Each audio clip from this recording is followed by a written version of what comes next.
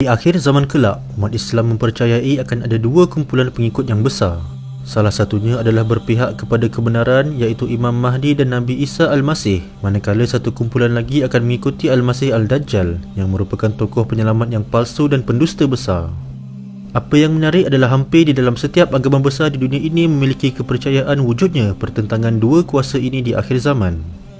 Video ini membahaskan informasi berkenaan konsep pertentangan ini di dalam kepercayaan agama masing-masing. Soalnya, adakah ia selari di antara agama Tauhid dengan agama bukan Tauhid dalam mengimani bagi watak berhadapan pertembungan ini? Adakah Dajjal bagi agama Tauhid adalah penyelamat kepada kaum musyrik? Dan apakah simbolik sebenar bagi pertembungan ini?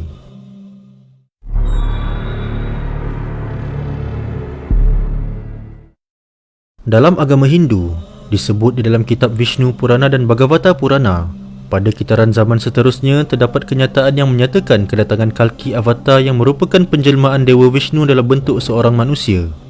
Dalam kepercayaan Hindu, Vishnu adalah dewa yang telah banyak berinkarnasi ke dalam jelmaan hidupan.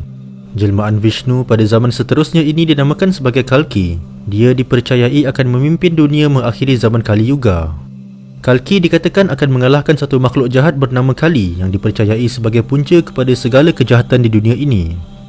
Setelah Kali berjaya dikalahkan, maka akan berakhirlah era Kali Yuga dan bermulalah kitaran Yuga yang baharu, dengan Kalki memimpin dunia memasuki era atau Yuga seterusnya yang bersifat utopia dipanggil sebagai Satya Yuga.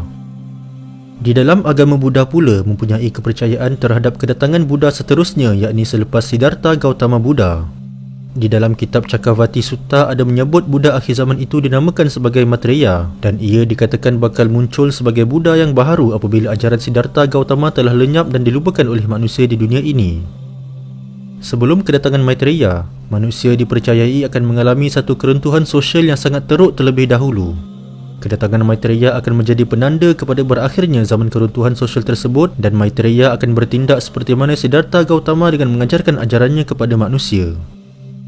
Di dalam agama Kristian pula memiliki kepercayaan kepada konsep kedatangan kali kedua Jesus Christ, atau juga disebut sebagai parusia untuk membangunkan kerajaan Tuhan di atas muka bumi. Kedatangan kali kedua Jesus Christ ini dipercayai akan bermula dengan kejadian dua peristiwa besar yang dikenali sebagai rapture, iaitu pengangkatan, dan Great Tribulation, iaitu kesusahan besar. Hal ini disebut dalam Bible buku 2 Tesalonika 2 ayat 8. Mereka percaya konsep rapture adalah satu peristiwa di mana semua orang-orang Kristian, sama ada yang masih hidup ataupun yang telah mati, akan diangkat dan dikumpulkan di atas awan bersama-sama dengan Jesus Christ bagi menerima penghidupan baharu yang bersifat abadi serta balasan baik atas khidmat mereka terhadap agama Kristian. Adapun Great Tribulation pula adalah satu tempoh waktu yang sukar bagi penduduk dunia pada akhir zaman. Setelah berlakunya dua peristiwa ini, maka dipercayai akan bermulalah era Mesianik menurut agama Kristian, di mana Jesus bersama-sama dengan orang-orang Kristian yang telah diberikan penghidupan baharu akan turun semula ke bumi untuk mendirikan kerajaan Tuhan. Di dalam konsep agama Yahudi pula, mereka mengimani kedatangan Ha-Mashiach adalah satu konsep kepercayaan eskatologi yang masyhur dalam agama Yahudi. Orang-orang Yahudi mempercayai bahawa akan sampai satu masa di mana Tuhan akan mengutuskan seorang lelaki yang digelarkan sebagai Ha-Mashiach untuk menjadi pemimpin ulung bagi kaum Bani Israel. Ha-Mashiach dipercayai akan lahir daripada kalangan suku Yahuda daripada jalur keturunan Nabi Daud AS. Beliau dipercayai akan memimpin Bani Israel untuk kembali pulang ke tanah yang dijanjikan, iaitu Palestin pada hari ini, dan membangunkan kuil suci yang ketiga bagi Bani Israel di sana. Setelah itu, maka dipercayai akan bermulalah era Mesianik menurut agama Yahudi, di mana akan bakal wujud satu dunia di bawah kepimpinan Ha-Mashiach yang aman dan damai serta bebas daripada sebarang kesengsaraan. Begitu juga dalam kepercayaan spiritual kebatinan Theosophical Society juga mempercayai akan munculnya tokoh penyelamat ajaran spiritual. Helena Blavatsky mengemukakan konsep Christ Principle yang akhirnya disusun oleh Charles Webster Leadbeater sebagai Maitreya. Nama ini diambil sempena nama Maitreya dalam agama Buddha, tetapi berlainan konsep dan tujuan. Sebelum ini, Theosophical Society yang dipimpin oleh Annie Besant pernah mengangkat Jiddu Krishnamurti sebagai Maitreya, yang akhirnya Krishnamurti sendiri menolak dakwaan tersebut.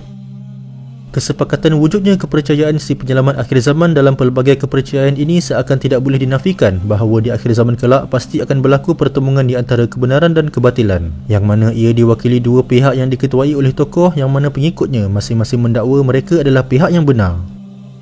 Dalam Islam telah menegaskan bahawa penipuan yang dibawa oleh penyelamat palsu atau Ad-Dajjal itu berjaya mempengaruhi orang-orang naif yang sememangnya mudah tertipu dengan slogan kebaikan, keajaiban dan kerahmatan yang dibawa olehnya.